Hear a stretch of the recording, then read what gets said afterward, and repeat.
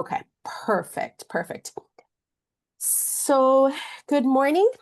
This is going to be our agenda. We're going to get started. So, we're very quickly going to introduce our guest speaker, which we're very thankful he's joining us today.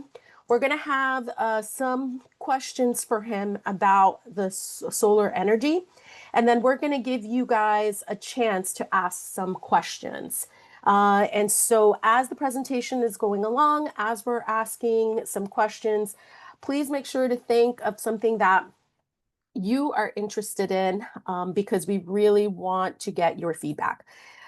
So, without ado, without further ado, I'm just going to go straight into introducing our guest speaker. Today, we have the pleasure and honor of having Raul Vergara. He is a local business owner and began Cutler Bay Solutions in 2013. He is a Cuban-born immigrant to the U.S. In 1980. He is a local graduate from Southwest Senior High and attended Miami-Dade and FIU. Uh, his career started, like many of you guys, maybe have a second job already, working at Publix or working at a retail store. He was in the retail corporate America until 2013, where he decided to apply for a solar license in the state of Florida and began Cutler Bay Solutions in 2013. In the last just 10 years, the business has expanded and he now works in 4 counties and has installed over 3,000 solar systems. So with that, I am going to turn it over to Raul. We're going to start with some personal story. I gave a little bit of a background on who you are, but would love to hear more about your story and your interests before we get to the nitty gritty. Well, Barbara, good morning. And first of all, let me thank you very much for inviting me and thank all of the students, here today. I know that I'm sure you guys got a lot of things, and the fact that you take the time to look into this type of career, into this type of um, environmental impact that we're having in this area, I want to thank you for it. I want to commend you for taking your time out of your busy times, and I'm very honored to be able to be here and speak to you today. So, Raul, yeah, tell us a little bit about your personal story coming to the US, studying here.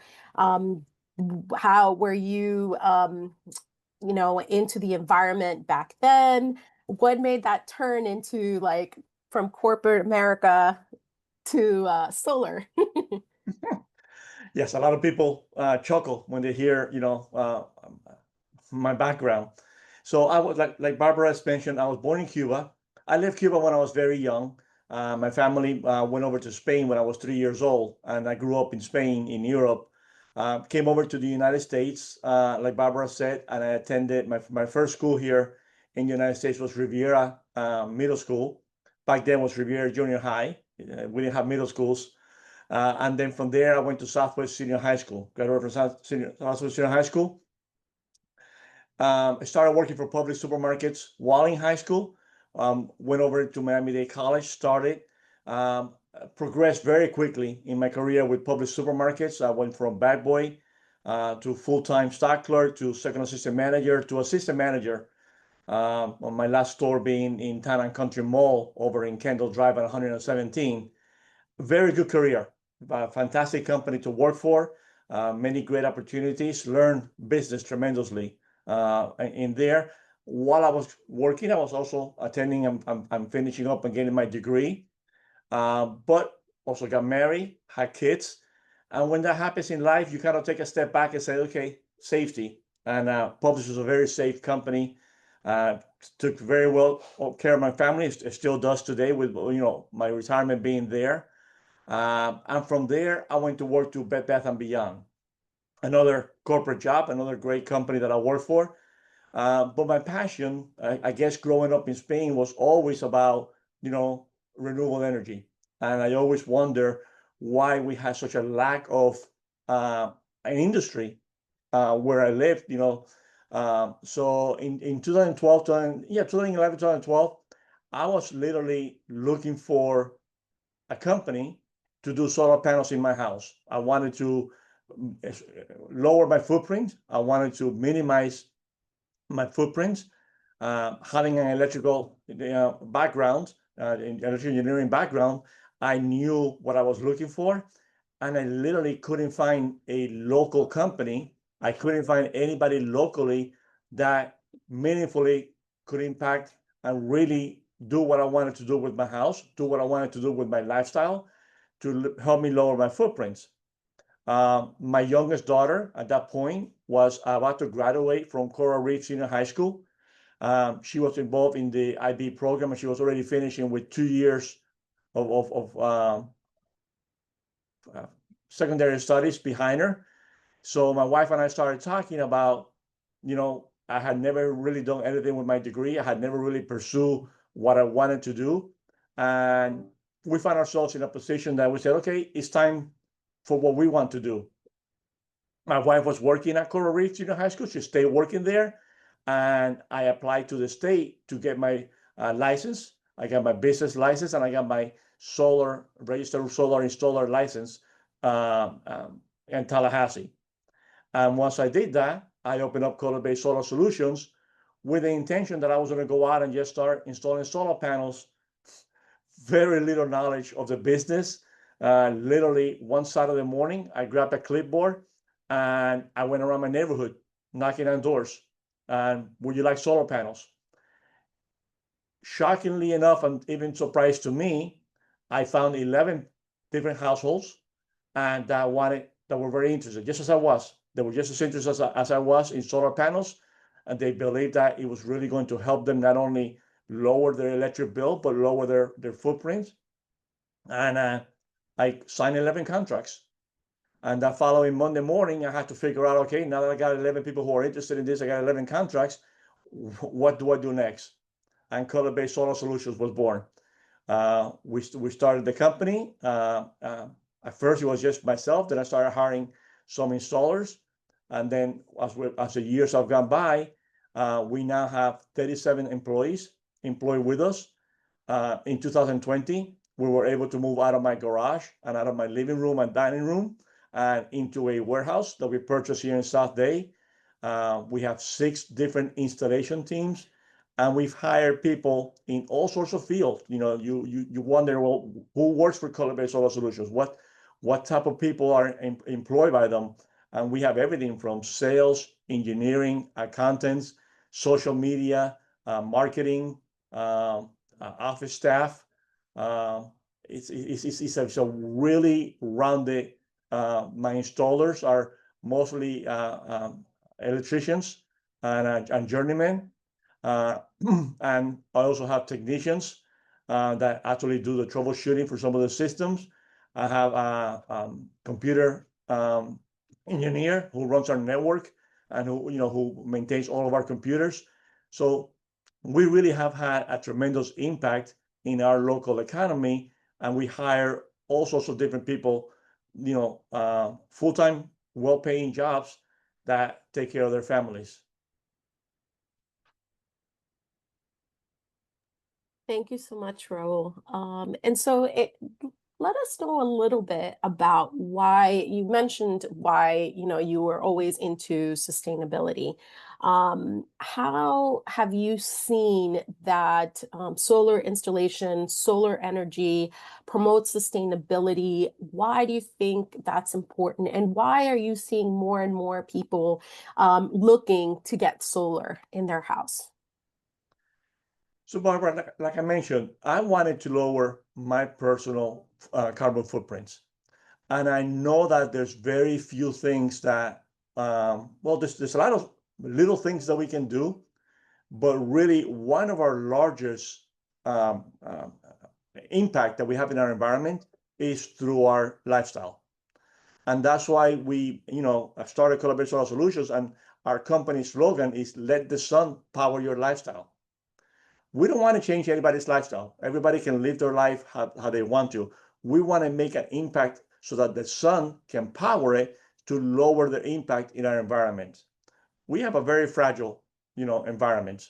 Uh, Heck, here in South Florida, we see it every single day. We see it with king tides. We see it with, erosion. We see the impact that we've been having and how now it's affecting our lives because, we're at a threshold of, maximum impact that we can have without affecting us back. So I wanted to lower my footprint. And then I realized it wasn't just me. I go, what if I can have an impact? What if I can make a positive impact on my community? What if I can have more people, not just myself, do this? And as I said, I found very quickly that a lot of people had this interest. Um, I drive an electric vehicle. My wife and son drive electric vehicles, and we power them all with the solar panels from our house. So not only have we lowered the carbon footprint from our house, but also from our driving. And that is huge because if we do that, if we all take individual responsibility and we do things of that nature, we are going to have a tremendous long-lasting impact into our communities. And that was really what drove me um, to have the ability to facilitate other people to take that path, to be able to educate, show them, and guide them and help them in that path. I felt that it was really important. Like I said, we now have over 3,000 homes installed, and the carbon reduction that we have is just tremendous.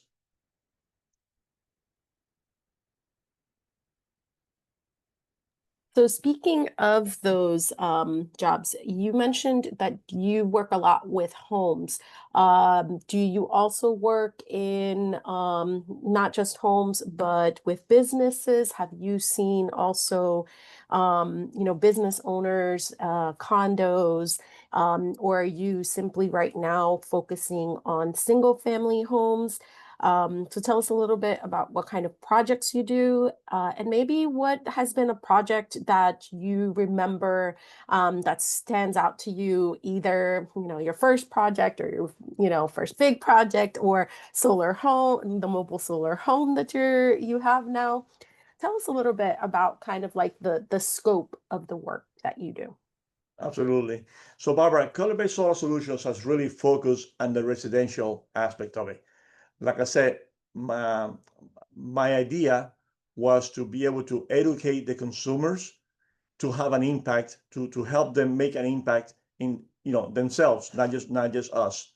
And therefore, the path that I chose to follow was the residential path because it's very easy for me to be able to meet with a homeowner, share my story, share the impact, share the results that I've been able to have with my own lifestyle, and encourage them to have those same results in their lifestyles. But we have, also done quite a few commercial projects. While we haven't done any what they call utility scale projects, the larger projects like the solar farms and things of that nature, we do have, for example, a project that we're very, very proud of.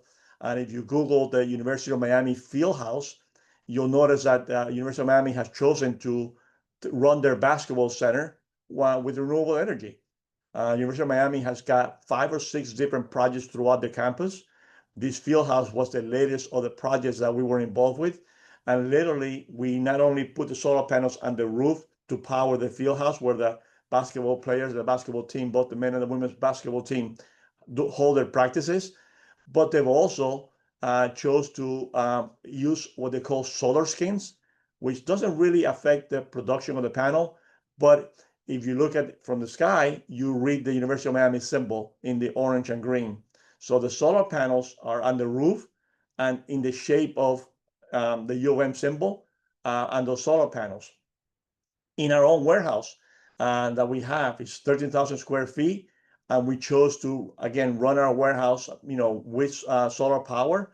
So we literally put the solar panels in our roof and we spelled out CBSS. So when you look at Google Earth and you look at our building, Cutler Bay Solar Solutions, you read CBSS written in our roof with solar panels. So it's just one of the ways that we have chosen to show businesses that not only they can have a positive impact on their environment, but it's also a way to promote that and basically show the consumers that they are, involved in their environment, that they do care about the environment, and they as a company want to be fiscally responsible and environmentally responsible. And so I know you have the mobile solar home. Can you talk a little bit about that? Absolutely. So one of the things that from the very beginning, we wanted to be different than our competition. Basically, everybody who came to my house, all they were interested was showing me dollars. You should do this because this much. And nobody really was willing to talk to me about the equipment.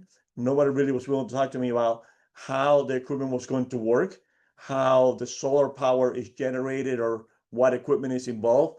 So I wanted to be different. I wanted to show our consumers how everything worked, why it works, how it was going to work for them, so they could make an educated decision. So we chose to be an education company.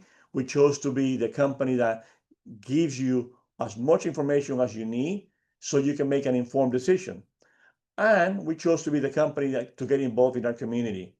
I figure, I'm back in 2013, very few people were doing solar. We've come a long ways in those 10, 11 years, but 11 years ago, you could drive all over Miami and you wouldn't see a single house with solar panels.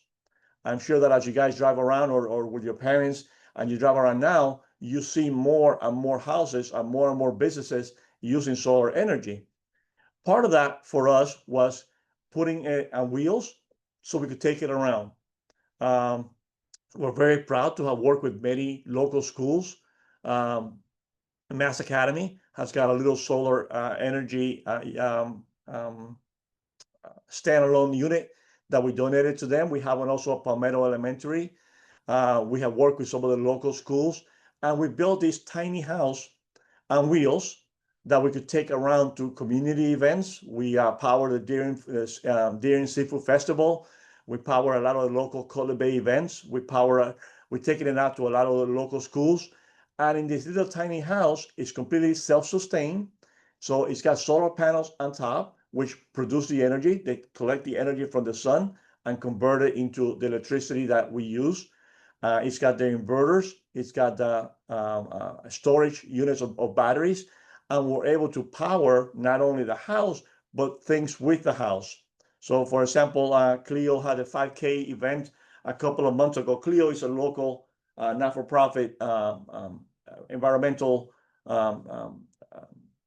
entity, and they had a 5K, and we were able to bring a tiny house downtown and help them with their power needs. So it's a little tiny house. It's of course branded with with our company name and the solar panels, but it's got all of the equipment. So a homeowner and or a classroom or anybody anywhere that we take it to, they can walk inside and we can show them all of the equipment. We can show them the storage. We can show them the transfer switches. We can show them exactly the way that it would look if you put it in your house or your business. You can see it here and therefore be better prepared to make a decision.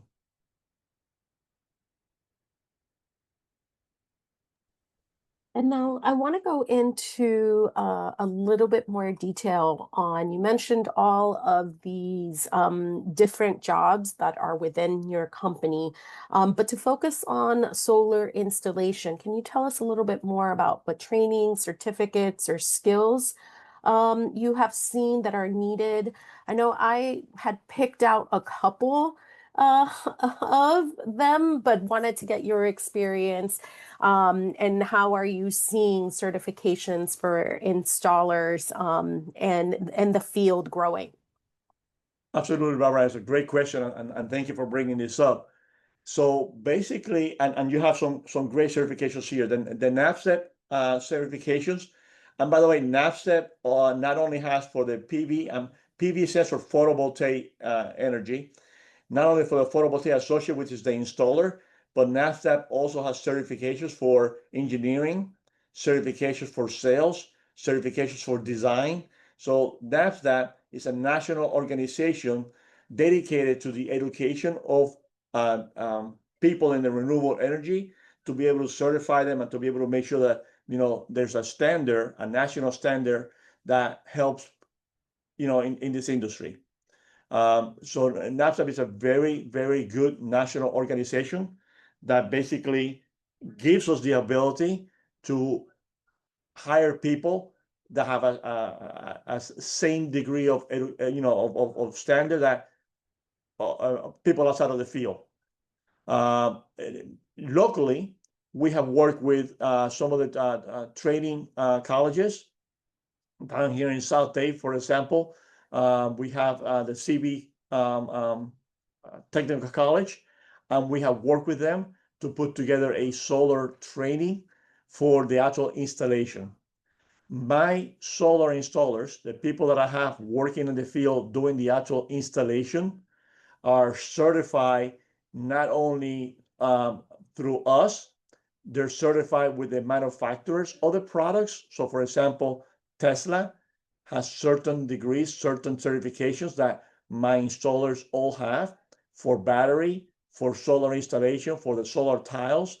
Enphase, another national manufacturer, holds classes, and we do the certification here in-house for them, so they can get certified in how to install, from the microinverters to the solar panels to the centralized inverters to the storage of the batteries. Each individual product line from these manufacturers, there's courses and certifications that my installers have. We have put together a training room here in our warehouse where we have all of the equipment, and either in person or remotely, we're able to hold classes with these manufacturers, allowing my installers to be trained before they go on the job to do the installations. The way that we have put together our own in-house training program, because it is very hard to find institutions that will certify you, because there's not a whole lot of them locally. So a lot of it has to be online courses, but locally here in our own warehouse, we have put together a training program where when you get hired, you go on to one of the 6 crews that I have. You go as a trainee, and you work with that crew from the first. There's four positions in that crew, and you work through yourself to the 4 positions. Then you go to the next crew, and you work yourself to the 4 positions also.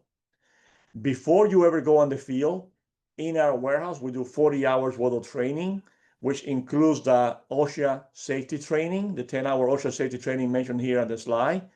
And then it goes into each of the manufacturers' training to get the certifications for those products that they're going to be installing.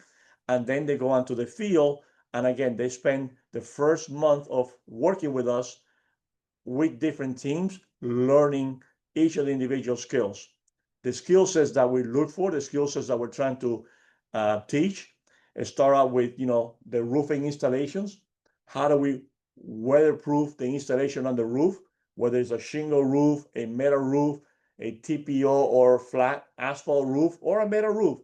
There's different methodology to the way that we do the installations, and our installers have to know the methodology, the products, and how to properly, because we cannot create basically leaks on people's roofs. So we have to make sure that we install it properly. Then we have the electrical people on the teams. These are the people that we work with them to get their what the county calls the certification of journeyman.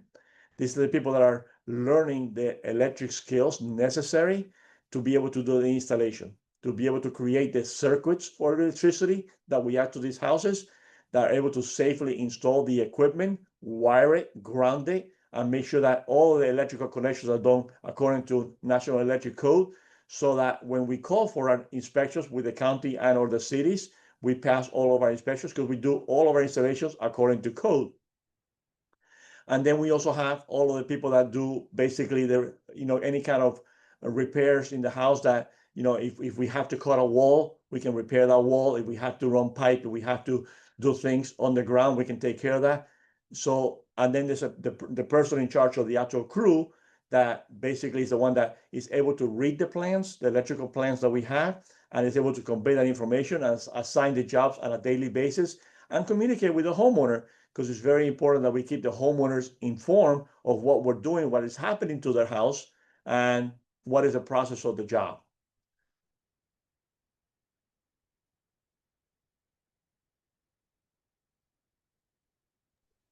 So can you tell me a little bit? We talked about the key certifications, the types of jobs. What are some of the valuable skills that you feel are needed to do your job or work in your industry?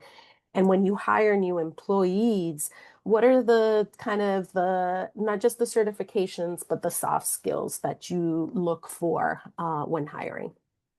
So absolutely. So I will tell you that this is an industry where with the right mindset and the right, you have to be willing to work, but you can make a very good career and grow in the industry from the very ground up, without having a tremendous amount of experience because you can learn at the job. I tell you that I hire a lot of people straight out of the CV college 13-week course, and we train them. We train them here. I've hired people off the street without any kind of training whatsoever, and we were able to train them. What I look for is number one is you have to be customer friendly. We are in a customer service business, and from our installer to our salespeople to our office staff to our engineer, everybody, we all have uh, a need to touch base with the customer, a need to communicate with the customer. So I am very big on our customer service skills. We have to be able to take care of our customers. That I cannot teach that. That's got to come from within. So that's one of the things that I look for when I'm looking to hire somebody is how do I feel they're going to be with the customers. Then anybody with any kind of skills with tools helps. Any kind of experience in any kind of uh, uh, working with electricity is super helpful, but not necessary.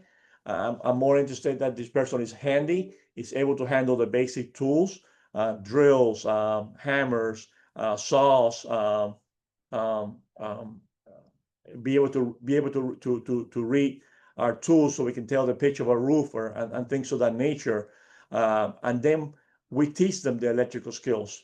We teach them the size of the wiring, how to read the wiring, how to read the maps, and those type of skills that are specific to the job that they're doing. But somebody with good customer service skills, somebody with good ability to communicate with a customer, and somebody who's just looking to work hard. It's what I look for when I hold an interview. I'm looking for your attitude.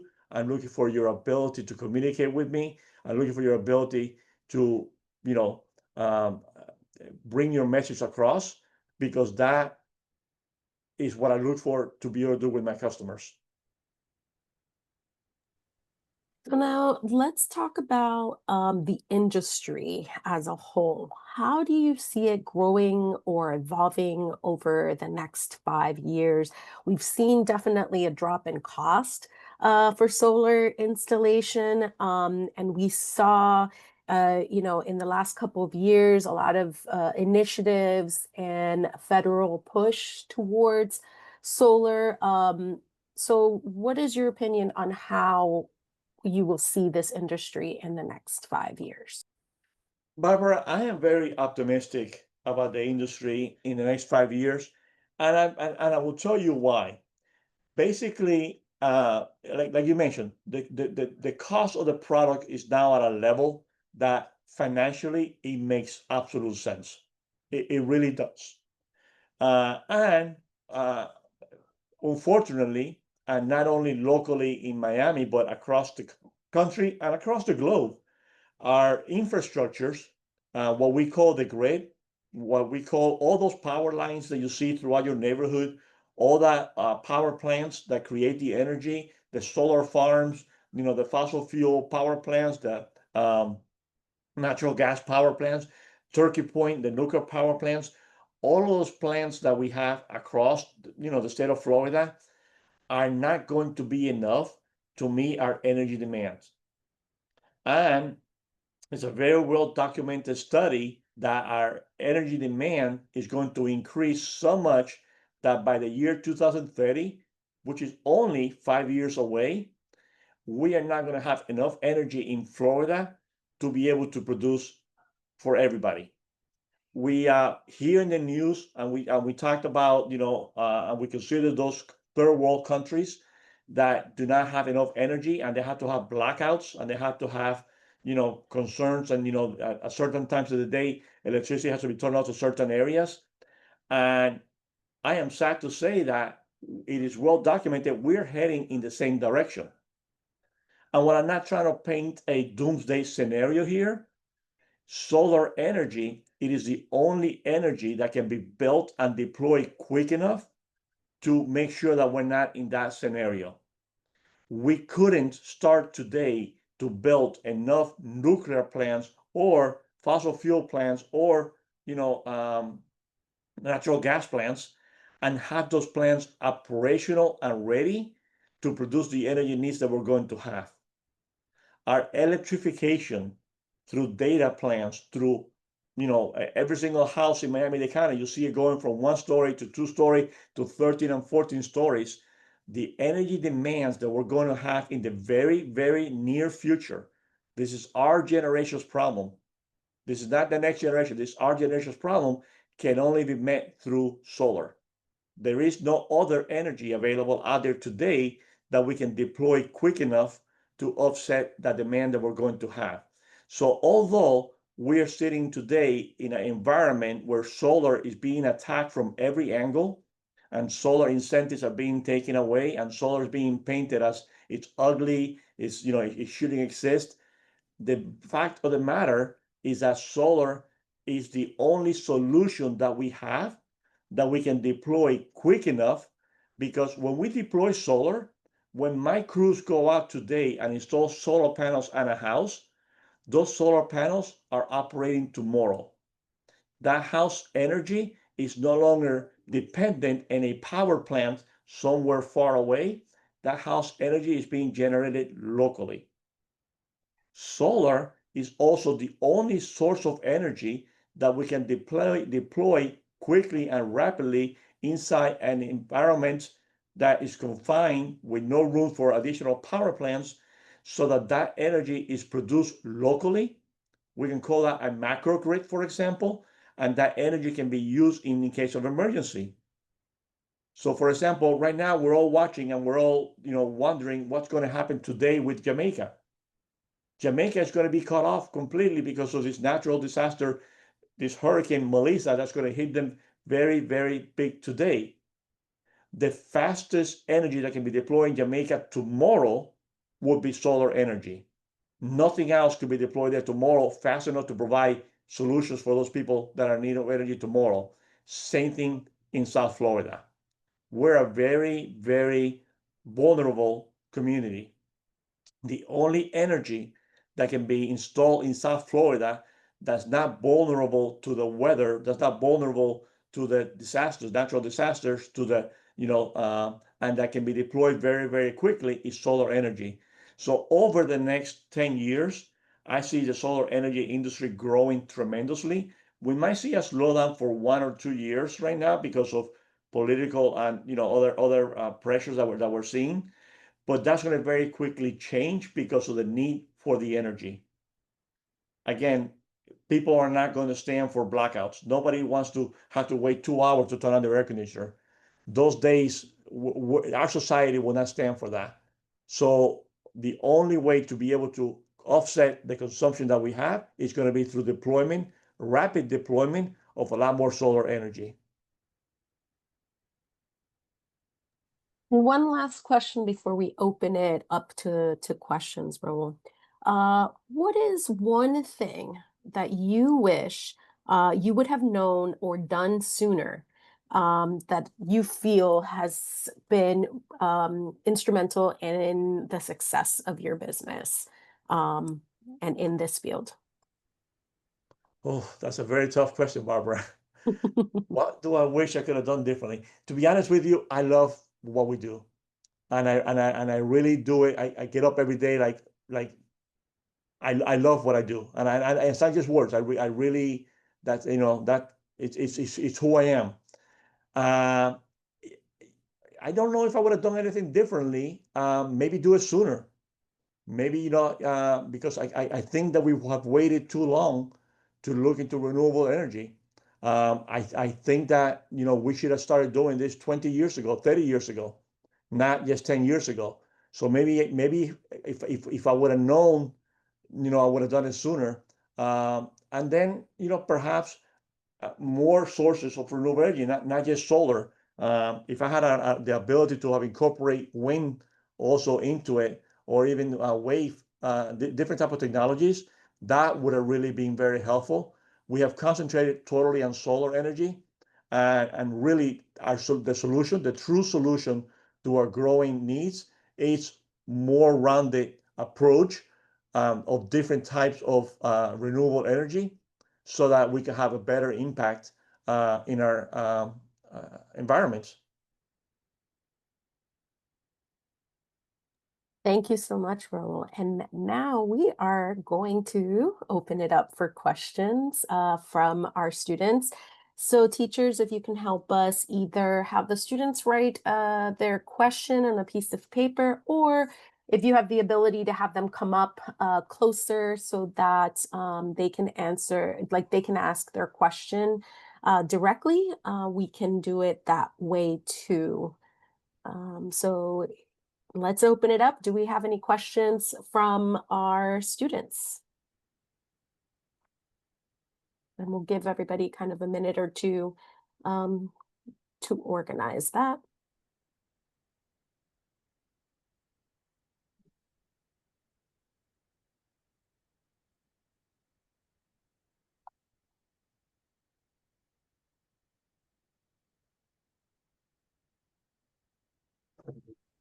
Hi, this is Mr. Green from Howard McMillan. One of my students, Daniel, is going to come up and ask a question. Perfect, thank you. Hi, are the solar panels water resistant? Absolutely. Not only water resistant, they're actually weather resistant for hurricanes. They're impact resistant for wind uplift of up to 175 miles per hour, and they're impact resistant to things hitting the solar panels to 262 miles per hour, which is one of the reasons why when a house is installed with solar panels, even in the event of a hurricane, after the hurricane, they'll still be able to generate their power. Great question. Do we have another question from students? Yes, I got another kid wanting to ask a question. This is Enzo, and camera right here. All right, you're on. So what if like big ice, like hail, like starts hitting it? I'm sorry, Enzo. I'm sorry, can you repeat your question? How heavy would an ice have to be to like break the solar panel? It's a great question, Enzo. Like I said, I've been in business for 13 years, and we've only seen 4 solar panels broken by force impact in those 13 years. We have an installation in Palmetto Bay City Hall, and we had a bullet penetrate one of the panels there. Somebody shot into the air, unfortunately, very irresponsibly, and the bullet, obviously, what goes up has to come down, and the solar panel was perforated by the bullet. We've had that happen. We had one solar panel at a house that's facing a golf course, hit by a golf ball, and it was shattered. But they get hit all the time, and only one time one ball shattered once. So we're not sure if it was just the angle of the impact or the force of the golf ball hitting it.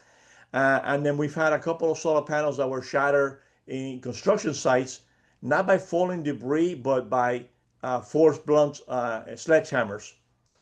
So I don't really have a force. I can tell you that the impact resisted to 262 miles an hour, but what pounds of force takes to break the solar panel, I'm sorry, I do not have that information, but I can find out and make sure I get it back to your teacher. We'll greatly appreciate that. Thank you.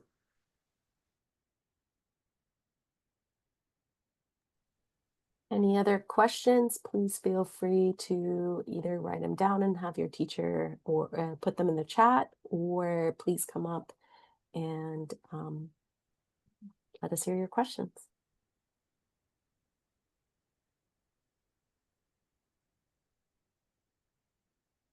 Meanwhile, Raul, I have another question for you. When you go talk to homeowners, what would you say is the number one um, reason for hesitation that people have for installing solar in their home? Oh, that's a great question. Thank you for asking. It's absolutely the impact that the solar panels are going to have on their uh, weatherproofing of their home. The concern when we attach a solar panel, we actually are attaching it to the trusses of the house in order to be able to make sure that those solar panels are not going to fly off during a hurricane. So we do all of our installations to Miami-Dade County building codes, which is the toughest in the nation, to ensure that in the event of a storm, the panels are not going to fly off. That requires a certain amount of roof penetrations. It means that we're putting holes on your roof. And the number one concern that every homeowner has is how is that going to impact my weatherproofing of my roof? How are you going to make sure that we're going to weatherproof it correctly so that not today or 10 years down the line, we don't have any kind of water penetration into the house? That is the biggest number one concern and the biggest number one deterrent of when people decide not to go solar. 90% of the time is because they are concerned that although we give a 10-year warranty, that the roof is going to be compromised. We have another question in the chat. What is the average cost per kilowatt for solar panels? Tell us a little bit about the cost. Average cost per kilowatt. So we are installing today in Miami-Dade County through a Solar United Neighbors initiative. Solar United Neighbors is a not-for-profit organization nationally that has a Miami co-op going on right now. We're installing at $2.29 a watt. A kilowatt is 1,000 watts. So $2,229 will be a kilowatt of solar installed. I always tell the homeowners, if they were to take their electric use today, or whatever electricity they're using today, and multiply that by 7, that will be their cost of going solar. That will be the cost of replacing their FPNL or power company utility bill with the solar cost of putting solar on their home.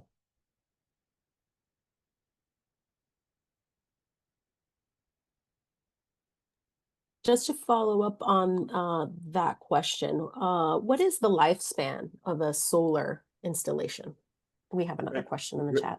Great question. So the solar installations that we're doing today come with a 25-year warranty, bumper to bumper. That 25-year warranty guarantees not only the products, meaning that the solar panels, the inverters, the equipment that is used is guaranteed for 25 years. That equipment is guaranteed for labor, for production, and for materials.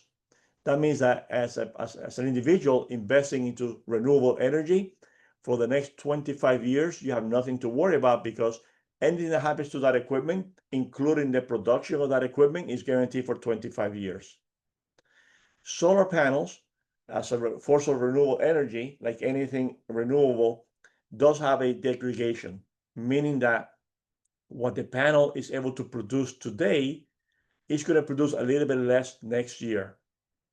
This 25-year warranty assures the homeowner that in 25 years from today, that solar panel that they installed today is going to be performing at a minimum of 94% of what today's performance is, meaning that it's not going to lose any more than 6% over 25 years. Thank you. We have another question in the chat. Are most of your customers also connected to the electrical grid? Are they selling electricity back to FPL? Great question. So yes, we encourage our customers to stay connected to the grid. And the reason for that is that basically this is mechanical equipment. There's software involved, there's communication involved, there's physical mechanical equipment that could break down. So we consider the grid, and we tell our homeowners, and we tell our that the grid is part of your system. And when you produce your own energy and you stay connected to FPNL, if you're producing 100% of your energy, the cost to stay connected is $29 a month. I consider that a very low cost, call it insurance, to make sure that if tomorrow your panels break down, you're still connected to the grid and you still have power and everything's okay. And I'll share a story. Like I said, we bought this building in 2020. In 2022, unfortunately, not our building, but the building behind us, there's a commercial laundromat, and they had a large commercial fire. They had a huge fire. The heat was so intense that it literally melted the electrical equipment behind my building. So my solar panels went down. I couldn't use my solar panels because literally the heat melted away most of the equipment leading up to the solar panel. It didn't damage the panels, but it melted the equipment leading up to it. Well, the very next morning, because I was still connected to the grid, although my solar panels were not working, I was able to operate my building because I had FPNL power. So I call that insurance, stay connected to the grid so that you in case of an emergency, you can still have power if something fails with your system. We do have some customers who choose to be off the grid, mostly in non-urban areas, but that is different type of equipment. It can be done, but we don't recommend it. Now, we have two more questions, and I think we're gonna then maybe take one more. A student asks, how often do you need to replace the panels in those 25 years warranty? Like, what happens if the panels break down in that 25-year period? If a panel was to break down, if a panel was to not perform to the warranty levels, the manufacturer will send a new product to us, and the panel will be changed. The panels is just one of the components. The other component that is a part of the solar system is the inverter. That's what changes the electricity from alternate current to direct current. And the inverter has higher likeliness of being faulty or being damaged. You know, 25 years on the panel. We see very few panels ever go bad because there's no moving parts whatsoever. But so like I said, in the 13 years that I've been in business, we have seen 4 panels, and we have over 1 million panels deployed right now. And out of 1 million panels, only 4 panels we've had to change. The microinverter, we do that, probably for our customers once or twice a week. Different customers, not the same customers. But so there's a much higher percentage of microinverters that get damaged and have to be changed.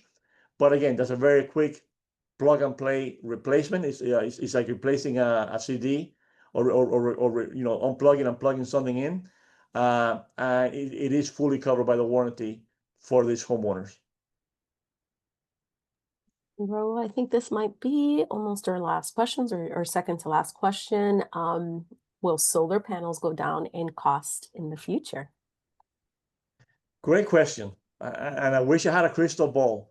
I will tell you that solar panels have gone down tremendously. And I'll give you an example. In 2000, solar panels were being installed at $76 a watt. Year 2000. Fast forward to 2025, we're installing them at $2.29 a watt. You see how much they've come down in price. That's all because the technology has gotten better. The solar panels that I was installing 10 years ago were 200-watt panels.